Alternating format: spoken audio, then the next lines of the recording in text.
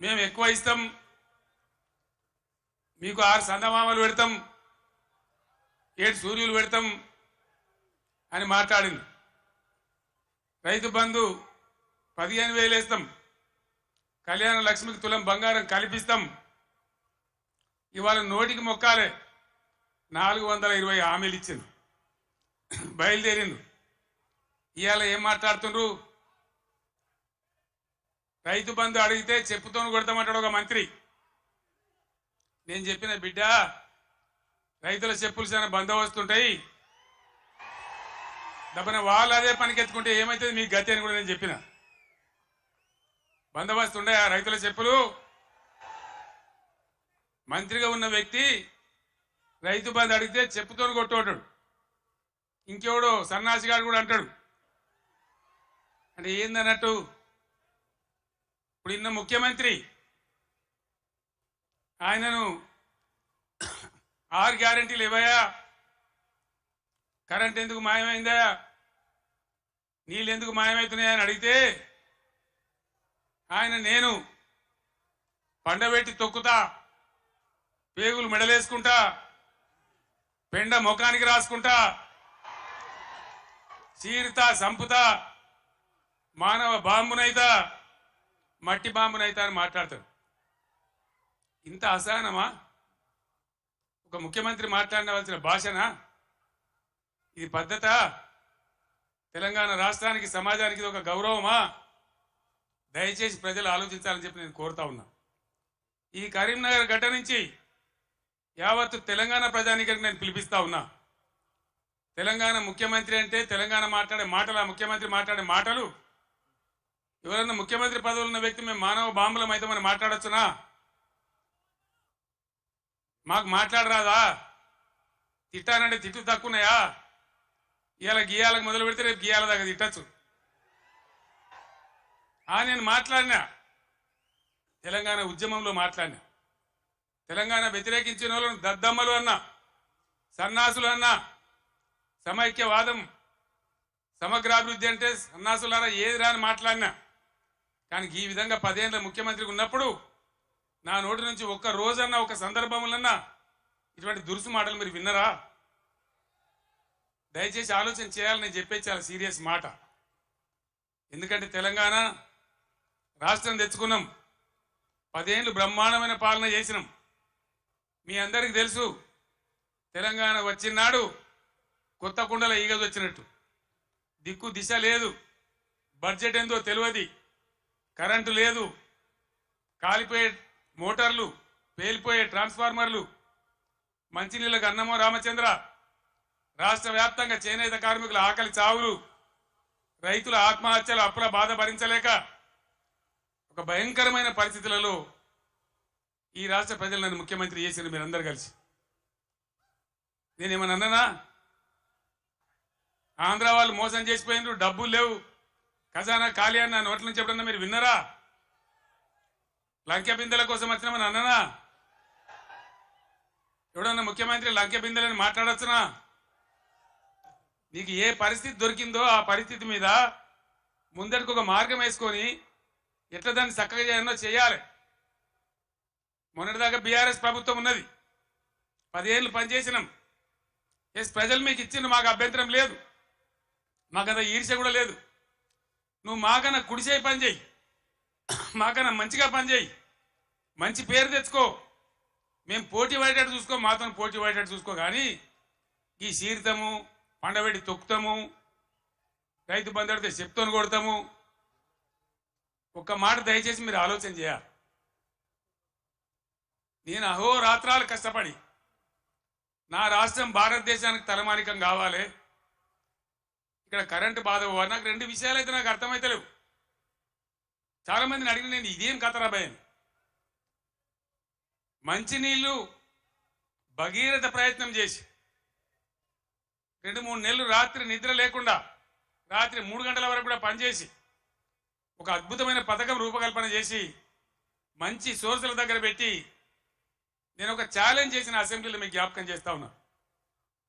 ఈ 5 ఏళ్ల లోపు 14 నుంచి 19 వరకు ఈ టర్మ్ లోపల భగీరథ నీళ్లు తెచ్చి ఇంటింటికి నల్లా పెట్టి నీళ్లు ఇయ్యకపోతే మేము మళ్ళీ అసెంబ్లీ నిలవడం ఓట్లు అడగా అని చెప్పి నేను శపథం చేసిన శాసనసభలో. అదే పద్ధతిలో తెచ్చి ప్రతి ఇంటికి ఆదిలాబాద్ గోండు గూడెంలో నల్లగొండ లంబాడి తండాలో అందరికి కూడా వచ్చే విధంగా ప్రతి ఇంటికి నల్లా ఇచ్చి బ్రహ్మాండంగా మంచినీటి సరఫరా చేసినాం. ఇప్పుడున్న ప్రభుత్వానికి ఆ పథకం నడిపే తెలివి లేదా అని నేను అడుగుతా ఉన్నా. ఎందుకు ఇలా మిషన్ భగీరథల సమస్యలు వస్తూ ఉన్నాయి? అదేవిధంగా రెండవది కరెంటు. మీ అందరికి తెలుసు, నేను ముఖ్యమంత్రి అయినాడు కరెంటు ఎట్లా ఉండే. ఏడాది అర్థం లోపల దాన్ని బాగా చేసి రెప్పపాటు సెకండ్ పార్ట్ కరెంటు పోకుండా రాష్ట్రంలో అన్ని వర్గాలకు కరెంట్ ఇచ్చినాం. పోచారం శ్రీనివాసరెడ్డి గారు నా పక్కనే ఉన్నారు. ఆనాడు వ్యవసాయ శాఖ మంత్రిగా ఉండిరి. ఆయనకు నేను లక్ష్మీపుత్రుడు అని పేరు పెట్టుకున్నా. ఆయన కాలంలోనే 24 గంటలు రైతులకు ఫ్రీ కరెంట్ వచ్చింది. రైతు బంధు వచ్చింది. కరెంటు కరోనా వచ్చి కాటేస్తే కూడా నేను వేరే ఏవో ఆపినా కానీ రైతు బంధు ఆపలే. వ్యవసాయం జరగాలి, గ్రామాలు నిలబడాలి, రైతాంగం నిలబడాలని కరోనా వచ్చి బాధ పెట్టినా, ఖజానాల డబ్బులు లేకున్నా, అప్పో సప్పో చేసైనా సరే రైతు బంధు ఆపలే. ఇలాగా రైతు బంధు అయ్యే శాతం అయితే లేదా? కేసీఆర్ జర్ర ఇటు ముఖం మలగంగానే కట్క బంద్ చేసినట్టు కరెంటు బంద్ అవుతుందా? మేము చేసిన దాన్ని 9 ఏళ్ళు ఇచ్చిన దాన్ని ఈ చవడ దద్దమ్మలకు ఇయ్యలేదా? దయచేసి ప్రజలు ఆలోచించాలి. ఇలా మళ్ళా మీరు కాంగ్రెస్కే ఓటేసిన అనుకో ఏమంటారు? మేము రైతు బంద్ ఇయ్యకున్నా, కరెంట్ ఇయ్యకున్నా, మోటార్లు గాలబెట్టినా, నీళ్లు సరిగా తెచ్చి రైతుల పొలాలు ఎండబెట్టినా మళ్ళా మాకే గుద్దిను, మాకే ఓటేసిన అంటారు. 6 గ్యారెంటీలు 3 గ్యారెంటీలు అన్నిటికన్నిటికీ ఎగనామం పెడతారు. ఇది కాంగ్రెస్ చరిత్ర మీరు చూసిందే. ఇప్పుడే చెప్పిన వినోద్ కుమార్ గారు ఇదే అత్యవసరం బీఆర్ఎస్కి ఎంపీలు. ఎందుకంటే ఈ టైంలోనే మీరు కర్రు కాల్చి సురుకు పెట్టకపోతే నిర్లక్ష్యం వచ్చేస్తుంది, అహంకారం పెరిగిపోతుంది. ఇప్పుడు చెప్పుతో కొడతా అంటే రేపు నిజంగానే కొడతాడు. ఆ విధంగా మోసపోదామా? లేదు బీఆర్ఎస్ గులాబీ జెండా ఎగిరేసి బ్రహ్మాండంగా మన ఎంపీలను గెలిపించి ముందుకు పోదామా? తెలంగాణ సమాజం ఆలోచన చేయాలి. ఏం చేద్దాం? ఏం చేద్దామండి? గులాబీ జెండా ఎగిరేద్దామా? ఈ పార్లమెంట్ ఎన్నికల్లో ఎంత బలంగా గులాబీ జెండా ఎగిరితే ప్రజల పక్షాన కాపలాదారులుగా ఇంతకుముందే వినోద్ గారు చెప్పినట్టు బ్రహ్మాండంగా ముందు పోతాం.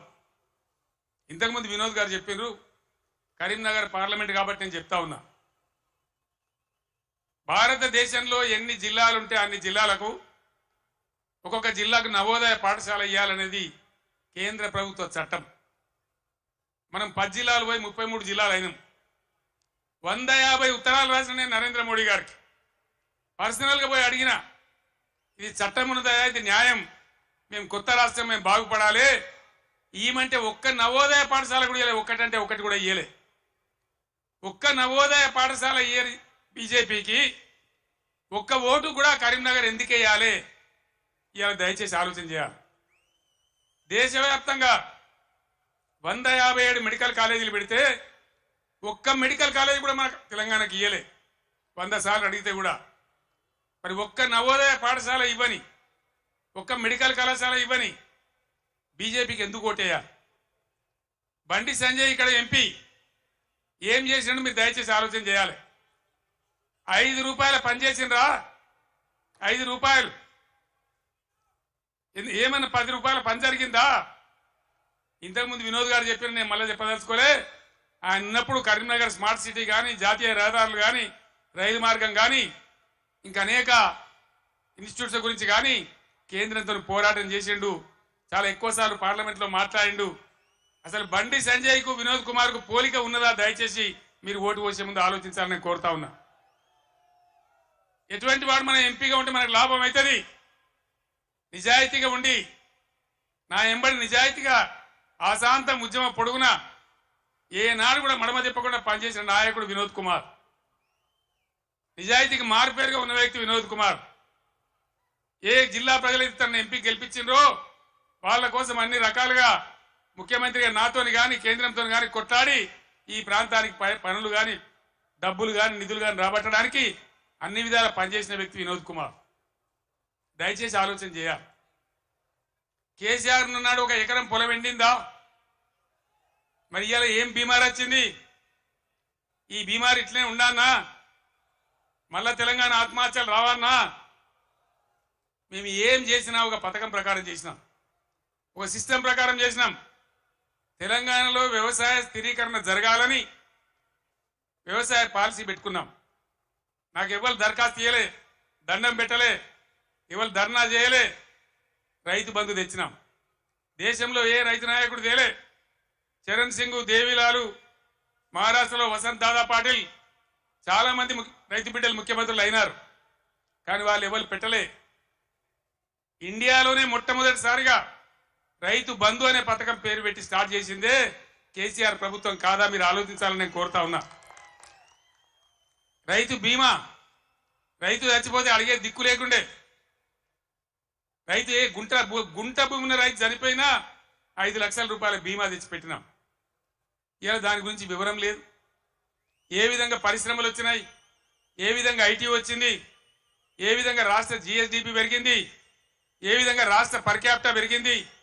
దయచేసి కరీంనగర్ మేధావులు, తెలంగాణ ప్రజలు తమ పార్లమెంట్లో ఓటేసే ముందు ఈ విషయాలన్నీ కూడా ఆలోచన చేయాలి. మీ అందరినీ కూడా నేను కోరేది ఒకటే. నేను పెద్ద లంబా చెవుడా గంటసేపు మాట్లాడా, మీరన్నీ చూస్తున్నారు. ప్రతిదానికి మీరే సాక్షులు. కేసీఆర్ నాడు ఎట్లా పచ్చని పొలాలుండే, ఎట్లా 24 గంటల కరెంటు ఉండే, ఇలా ఇంత మాయలమే ఎట్లా మాయమైనాయి, ఎందుకు మాయమైనాయి? ఈ అసమర్థ కాంగ్రెస్ పాలకులు బోగస్ మాటలు చెప్పిండ్రు. రైతులకు బోనస్ ఇస్తామన్నారు. మొన్న వానకాలం పంట బోనస్ ఇచ్చిండ్రా? ఇప్పుడు యాసంగి గురించి ఇస్తామని చెప్తున్నారా? అంటే బోనస్ బోగస్ అయిపోయింది. ఈ విధంగా అనేక విషయాలలో పదవికి ఇప్పుడే వచ్చినాం కదా, ఇప్పుడే అబద్ధం ఆడితే ఎట్లా అనే ఇది కూడా లేకుండా అడ్డగోలుగా మాట్లాడుకుంటూ, నానా బూతులు మాట్లాడుకుంటూ, ఒకటే రకంగా కేసీఆర్ మీద ఏడ్చుకుంటూ వాళ్ళు పనిచేస్తూ ఉన్నారు. మీరు చూస్తూ ఉన్నారు. కాళేశ్వరం ప్రాజెక్ట్, దానిలో మేడిగడ్డ బ్యారేజు 100 కాంపోనెంట్లలో అదొక చిన్న కాంపోనెంట్. దాంట్లో కొంచెం ఇసుక జారి 2 పిల్లర్లు కుంగినాయి. అదేందో ప్రళయం బద్దలైనట్టు, దేశమే కొట్టుకపోయినట్టు. నేను 2-3 రోజుల తర్వాత టీవీలో కూర్చుంటున్నా, ప్రతి ఇంటికి చేరుకొని చెప్తా కాళేశ్వరం సంగతి ఏందో, ఎందుకు గట్టినమో. కాళేశ్వరం పుణ్యమే కదా, ఎంత బ్రహ్మాండంగా ఈ జిల్లాలో నీళ్లు వచ్చినాయి. ఏ విధంగా మిడ్ మానేరు ఎల్ఎండి నిండి ఉంటుండే, ఏ విధంగా చెరువులు చెక్ డ్యాములు మత్తళ్ళు దుంకుతుండే. చాలా దుఃఖం కలుగుతా ఉంది మనసుకు. నా కళ్ళ ముందే ఇంత తొందరలోనే ఈ కరెంటు మాయం కావడం, రైతులు కళ్ళలో నీళ్లు పెట్టుకోవడం, సోషల్ మీడియాలో చూస్తూ ఉంటే అనేక చోట్ల రైతులు పొలాలు కాలబెడతా ఉన్నారు, గొర్రెలను మేపుతా ఉన్నారు, గొడ్లను మేపుతా ఉన్నారు. వాళ్ళు అట్లా నాశనం అవుతుంటే కూడా నేను పేగులు మెడలేసుకుంటా, పండబెట్టి తొక్త డైలాగులే తప్ప, రైతు సోదరులారా భయపడకండి.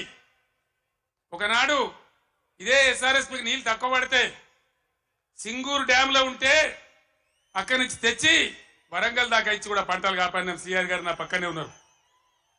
ప్రభుత్వం అంటే అట్లా ఉండాలి, దమ్ము ఉండాలి, ధైర్యం ఉండాలి, రైతాంగాన్ని కాపాడాలనే ప్రేమ ఉండాలి.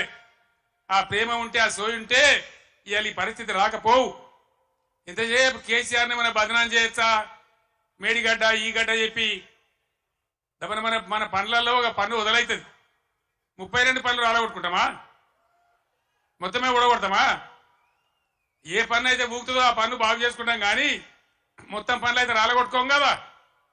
ఒక 2 పిల్లర్లు, మొత్తం 300 పిల్లర్లు ఉంటాయి కాళేశ్వరంలో. అలా కలిసే నదుల మీద, ఉపనదుల మీద, మెయిన్ గోదావరి మీద 300 పైచిలకు పిల్లర్లు ఉండేటువంటి కాళేశ్వరం ప్రాజెక్టులో 2 పిల్లర్లు కుంగిపోయినాయని ఇక భారతదేశమే మునిగిపోతున్నంత బొబ్బ చేసి కేసీఆర్ మీద బదనాం పెట్టాలనే పద్ధతిలో ఇలా చిల్లర రాజకీయం చేస్తూ ఉన్నారు తప్ప, మరి రైతుల మంచినీళ్ళు ఇలా మార్చి 10-12కే గిట్లా ఉంటే రేపు ఏప్రిల్ మే నెలలో ఏం కావాలి? మన గతి ఏం కాబోతా ఉన్నది, ఏం జరగబోతా ఉంది? అందుకే ఇవాళ మళ్ళీ మీరు తప్పిపోయి, దయచేసి నాయకులు, కార్యకర్తలు మీరందరూ కూడా వినోద్ గారు కోరినట్టు గ్రామాలలో చర్చ పెట్టాలి. ప్రతి బీఆర్ఎస్ కార్యకర్తకు నాయకులు నేను విజ్ఞప్తి చేస్తా ఉన్నా, ఏ విషయం చూసినా కూడా వీళ్ళ వైఖరి సరి అయిన పద్ధతులు లేదు. ఇప్పుడు వచ్చిన ప్రభుత్వం ఒక అంకుశంలాగా బీఆర్ఎస్ ఉండాలి. బీఆర్ఎస్ బలం తెలంగాణ బలం. ఎందుకంటే బీఆర్ఎస్ తెలంగాణ దళం, తెలంగాణ గలం. శాసనసభలో కానీ పార్లమెంట్లో కానీ అన్ని విధాల ఇటు రాష్ట్రాన్ని కేంద్రాన్ని ఒప్పించి మెడలు వంచి బ్రహ్మాండంగా పని జరిగాయనంటే బీఆర్ఎస్ ఉండాలి. నేను మా ఎమ్మెల్యేలు వస్తానని చెప్పిన, వాళ్ళు గెలిచిండ్రాయా 3 నెలల దాకా వాళ్ళని పనిచేయండి, 4 నెలల దాకా వాళ్ళ వ్యవహారం ఏదో చూద్దాం, మన మీద వాళ్ళకి అధికారం వచ్చిందని ఈర్ష్యపడ్డట్టు అక్కస్తో ఉండద్దు, మనం వదిలిపెడదాం వాళ్ళను, 4 నెలల తర్వాత కార్యాచరణ మొదలు పెడదామని అన్నాం.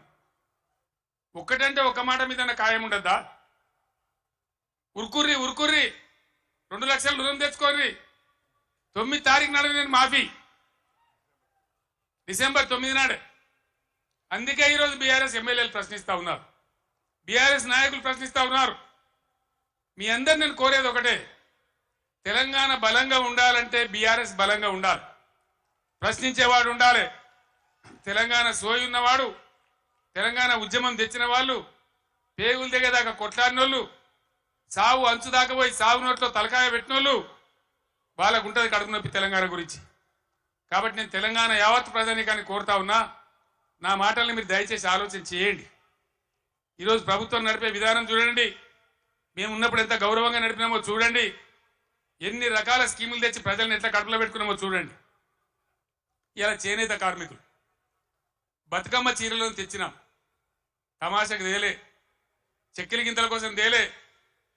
నేను అన్నాడు ఉద్యమంలో నేను ప్రొఫెసర్ జయశంకర్ సిరిసిల్ల నుంచి పోతుంటే మధ్యరాత్రి పూట గోదల మీద కార్ లైట్లు కనబడతా ఉన్నాయి, ఆత్మహత్యలు చేసుకోవద్దు, సాగు సమస్యలకు పరిష్కారం కాదు అని. అవి చూసి మేము కళ్ళలో నీళ్లు పెట్టుకొని ఏడ్చినాం. 60 ఏళ్ల స్వతంత్రంలో ఇలా సావుల గురించి ఆత్మహత్యల గురించి మాట్లాడుతున్నామంటే సిగ్గుపడాలి. తెలంగాణ వస్తే తప్ప బతకమని సిరిసిల్లలో ఒకటే రోజు 11 మంది చేనేత కార్మికులు చచ్చిపోతే పార్టీ నుంచి నేను 50 లక్షల రూపాయలు తెచ్చి మీ దండం పెడతామని ఒక ఏడాది దాకా చావకుండ్రి, తెలంగాణ వచ్చేదాకా బతకండి, మేము మిమ్మల్ని బతికించుకుంటామని చెప్పినామన్నాడు. దాన్ని దృష్టిలో పెట్టుకునే విద్యార్థులు వేసుకునే యూనిఫామ్లు కావచ్చు, పేద వర్గాల మహిళల కోసం పండగకు కొనుక్కొని వాళ్ళ కోసం బతుకమ్మ చీరలు కావచ్చు, పథకం తెచ్చి వాళ్ళకి ఇచ్చినాం. చేనేత మిత్రులు లాంటి ఎన్నో కార్యక్రమాలు పెట్టినాం. మీరు చూస్తూ ఉన్నారు, గత 7-8 సంవత్సరాల నుంచి చేనేత కార్మికుల ఆత్మహత్యలు ఆగిపోయినాయి. పవర్ లూమ్స్ వాళ్ళని ఎంకరేజ్ చేసినాం, వాళ్ళని కాపాడే ప్రయత్నం చేసినాం. ఏం చేసినా ప్రజలను దృష్టిలో పెట్టుకొని, పేద వర్గాలను దృష్టిలో పెట్టుకొని, రైతులను పెట్టుకొని చేసినాం. నేను వ్యవసాయ స్థిరీకరణ అని ఒక మాటలో చెప్పిన, దేశంలో ఎవరు కూడా పిలువనటువంటి మాట రైతు బంధు అని పేరు పెట్టి రైతు బంధు తెచ్చినాం. 24 గంటలు ఫ్రీ కరెంట్ ఇచ్చినాం. రైతు పండించిన ప్రతి గింజను కనీస మద్దతు ధరకు కొని నేరుగా వాళ్ళ బ్యాంకులోకి డబ్బులు పంపినాం. ఈ సదుపాయం వల్ల తెలంగాణ రైతాంగానికి గుండె ధైర్యం వచ్చింది. ఇక నిలబడగలుగుతాం అనుకున్నారు, కానీ 3 నెలలనే ఇంత మార్పు జరిగితే, పంటలు ఎండబెట్టే పరిస్థితి వస్తే నా కళ్ళలో కూడా నీళ్ళు వస్తూ ఉన్నాయి. ఏం అన్యాయం, ఏం గరి. ఆనాడు సమైక్య పాలకులు ఇచ్చినాం, ఇప్పుడు అంతకంటే కూడా భయంకరంగా తయారైందని. నేను చేనేత కార్మికులు కూడా మనవి చేస్తా ఉన్నా, మీరు మళ్ళీ బతకాలంటే మీ తరఫున కొట్లాటోళ్ళు అసెంబ్లీలో ఉన్నారు, పార్లమెంట్లో కూడా ఉండే అవసరం ఉంటుంది. ఇటు రాష్ట్రాన్ని అటు కేంద్రాన్ని నిలదీసి ఖచ్చితంగా చేనేత కార్మికులు కూడా దయచేసి ఇలా ఆలోచన చేయాలి. ఓటు ఏదో తమాషకేయద్దు. మొన్న కూడా కొంతమంది తమాషకేసిండ్రు. ఏమైంది, కరెంట్ బాగా అయింది, మంచినీళ్ళు బాగా అయింది, రైతు బంధు వస్తుంది, ఇవన్నీ సెటిల్ అయిపోయినాయి, ఇక బాధ లేదు, వీడేమో ఎక్కుతున్నాడు కానీ ఆయనతో దురాశ కట్టి చేయి చాపింది. తీర్థం పోదాం తిమ్మక్క అంటే వాడు గుల్లే, మనం సల్లే. తీర్థం పోయినాం నమ్మి, కాంగ్రెస్ తీర్థం పుచ్చుకున్నాం. ఏమైంది, వాళ్ళు మంచిగా పదవులకు ఎక్కిరు, బ్రహ్మాండంగా ఉన్నారు, డబ్బు మూటలు గుంజుతున్నారు, దౌర్జన్యంగా దోపిడీ చేస్తున్నారు, ఢిల్లీకి మళ్ళీ సూట్ కేసులు పంపుతున్నారు. ఆ పని మీద బిజీ ఉన్నారు ఫుల్గా. ముఖ్యమంత్రి మంత్రులు హైదరాబాదు ఢిల్లీ, ఢిల్లీ హైదరాబాద్ తిరుగుడు. 3 నెలల 9 మాటలు పోతారు. ఇన్ని యాత్రలా అంటే ఏం జరుగుతుంది? మళ్ళోసారి తెలంగాణ ఆత్మగౌరవాన్ని ఢిల్లీ గద్దల పెద్దల దగ్గర వాళ్ళ పాదాల దగ్గర తాకట్టు పెట్టి ఇలా మన ప్రాణాలతో చెలగాట మాడుతూ ఉన్నారు. ఇది ఇట్లే కొనసాగన్నా, ఈ విధంగానే ఉండన్నా, లేక ప్రజల పక్షాన బలంగా గలం వినిపించి పోరాడేటువంటి నాయకులు ఇలా పార్లమెంట్ కో అన్న దయచేసి ఆలోచన చేయాలి. ఎందుకు బీఆర్ఎస్ కు ఎంపీలు ఇంతకుముందు 4 బీజేపీ ఎంపీలు ఏం చేసిండ్రు? ఏకైనా పైసలు తెచ్చిండ్రా? ఏమన్నా లాభం చేసిండ్రా రాష్ట్రానికి? దయచేసి ఆలోచన చేయాలా. పట్టిగానే అలవోకగా తమాషగా ఓట్లు వేయద్దు. భయంకరంగా ఇలా దేశం అన్ని విధాలు నష్టపోతా ఉంది. ఈ దేశంలో అవసరానికి మించిన బొగ్గు నిల్వలున్నాయి. 360 బిలియన్ టన్నుల బొగ్గున్నది. 70,000 టీఎంసీల నీళ్లు నదులలో ప్రవహిస్తున్నాయి. 40 కోట్ల ఎకరాల సాగు భూమికి సరిపడే నీళ్లు బ్రహ్మాండంగా ఉన్నాయి. కేంద్రంలో కూడా సమర్థమైన ప్రభుత్వం ఉంటే బ్రహ్మాండంగా దేశం కరెంటు కొరత లేకుండా యావత్తు దేశమే ఉండే పరిస్థితి ఉంటుంది. మొన్న నన్ను మీరు ఇక్కడ ఆగబట్టింది, బ్రేక్ కొట్టింది. కానీ మొన్న నేను ఇక్కడ గెలిచి ఉంటే ఈ పాటికి సగం దేశంలో అగ్గి పెట్టేవాడిని, శిక్షణ ఇచ్చేవాడిని, మొత్తం దేశాన్ని చైతన్యం చేసేవాడిని.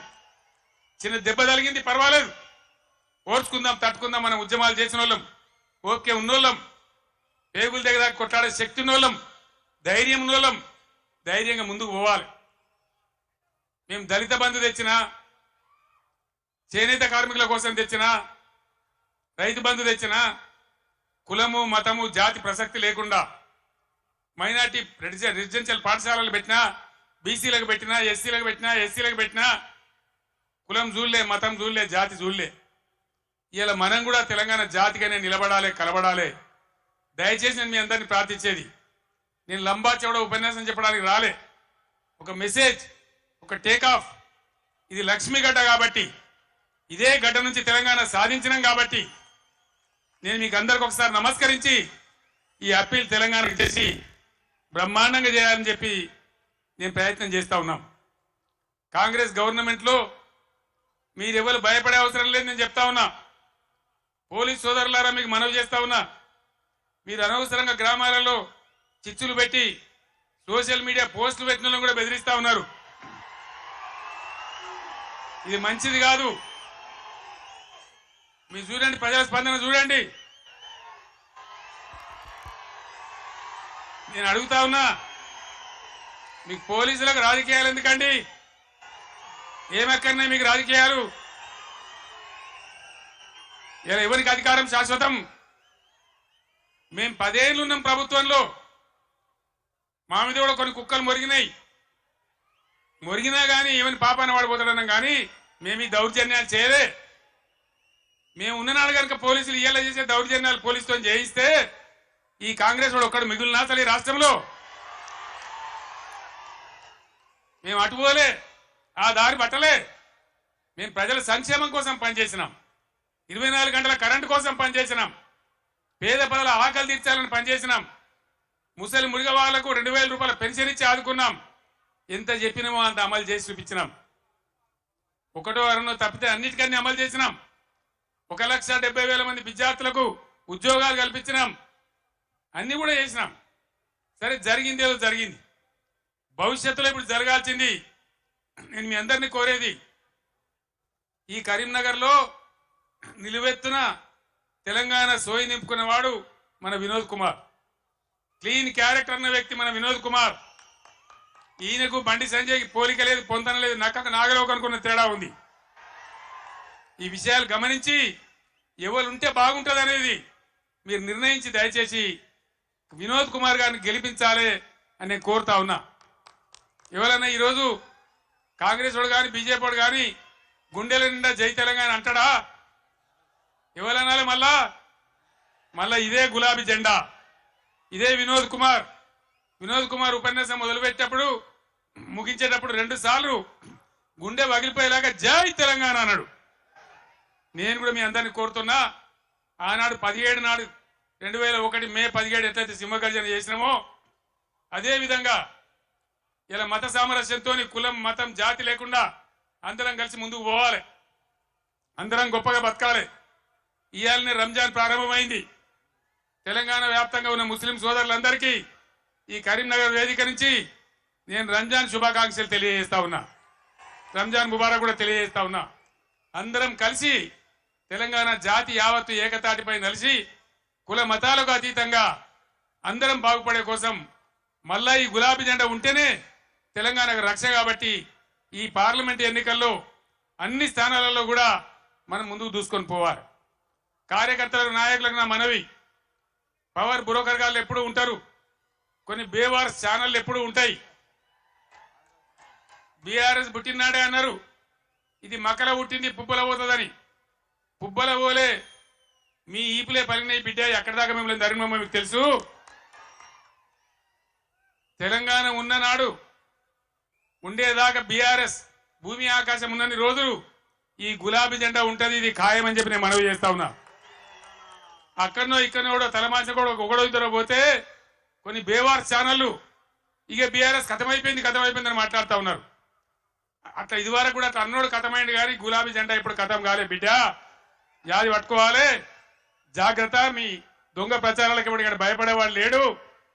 మరి కొద్ది రోజులలోనే ఎంత వైభవంగా బీఆర్ఎస్ వచ్చి మళ్ళీ ఎట్లా తెలంగాణను తీర్చిదిద్దుతుందో మీరే కళ్ళారా చూస్తారు. మళ్ళీ మీరే సలాములు కొట్టుకుంటా వస్తారు. కాబట్టి మీ బేవార్స్ బ్రోకర్ ప్రచారాలు బంద్ చేయండి. ఎవడో నలుగురు పోతే మనకు పెద్ద పోయేదేం లేదు. ధైర్యంగా ఉన్న కార్యకర్తలు ప్రజాశక్తిని కూడదీసి మనం ముందుకు పోయి అద్భుతంగా మళ్ళా విజయాన్ని సాధిద్దాం. మన రాష్ట్రాన్ని గొప్పగా తీర్చిదిద్దుకుందాం.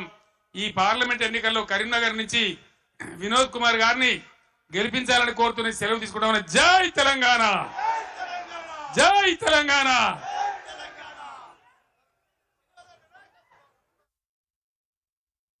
కుడిచేయి పని చేయి, మాకన్నా మంచిగా పని చేయి, మంచి పేరు తెచ్చుకో. మేము పోటీ పడేటట్టు చూసుకో, మాతో పోటీ పడేటట్టు చూసుకో. కానీ ఈ సీడతాము, పండబెట్టి తొక్కుతాము, రైతు బంధు అడితే చెప్తోని కొడతాము.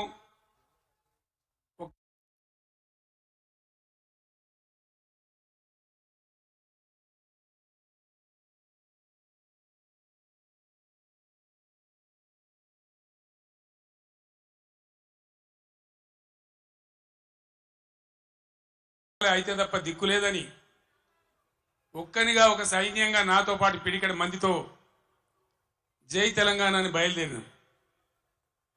హైదరాబాద్లో చర్చోపచర్చలు, ఎక్కడికి పోవాలి, ఏం చేయాలి, మీటింగ్ స్టార్ట్ చేయాలి, ప్రజల్లోకి పోవాలి, ఇది ప్రజా గర్జన కావాలి.